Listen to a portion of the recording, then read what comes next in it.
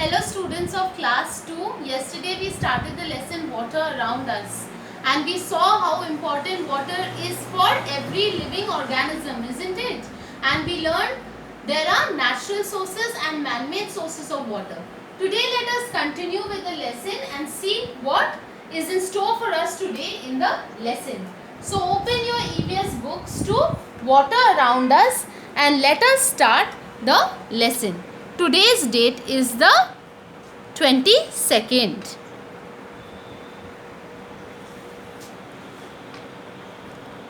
Water in food items. Okay. So come to this page. So fruits and vegetables contain a lot of water. Okay. Vegetables like cucumbers, radishes, tomatoes, cauliflowers contain a lot of water. Fruits like watermelons, melons, oranges and strawberries also have a high amounts of water. Okay. So vegetables like cucumbers, radishes, tomatoes, cauliflowers, they have a lot of water. Fruits like watermelons, melons, oranges, strawberries have also high amount of water. Now water pollution. What is water pollution? Rivers and lakes, okay, often become dirty, okay. The water in the rivers and lakes often become dirty.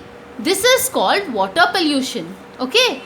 Waste materials from homes and factories are thrown into rivers and lakes. Many times people throw waste from homes and from factories into the rivers and lakes, thus polluting them, thus causing water to get polluted, okay.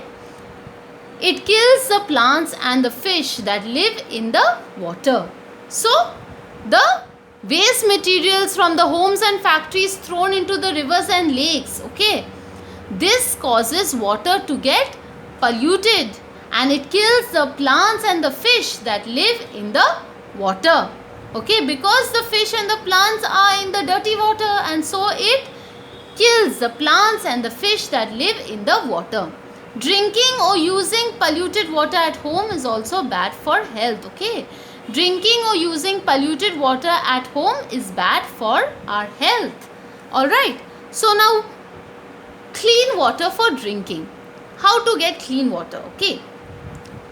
Water from lakes, rivers, ponds and wells may not always be clean enough for drinking. It may have tiny living beings called germs. So what are germs? Tiny living beings that are found in the water are called germs. Drinking dirty water with germs can make us ill. So drinking the dirty water with germs can make us sick, can make us ill, okay. So now let us see what are the various methods to get clean water. We clean water by various methods such as boiling and filtering. Boiling kills the germs present in water. Filtering removes the impurities present in water.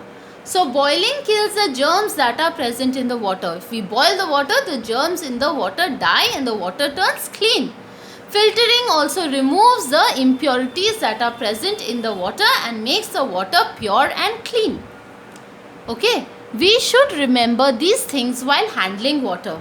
What are the things that we should remember when we are handling water? Keep drinking water covered.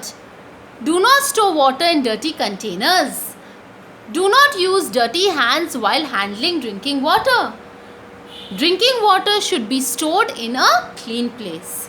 Okay, so these 4 points should be kept in mind while handling water. Saving water. Water is very important, isn't it? And water is very useful. So, water is very useful. It should be used carefully and not wasted, okay. So we should use water very carefully. We should not waste water. Here are some ways in which you can save water. Do not throw garbage into the sources of water. Do not throw garbage, meaning rubbish, okay, into the sources of water, into the rivers and lakes. We should not throw rubbish. We should not throw garbage. Collect rainwater from rooftops in tanks. So in the tanks in the terrace, we should collect rainwater, okay. We should have tanks on the terrace and collect rainwater. Water used for washing fruits and vegetables can be reused for watering plants and cleaning floors.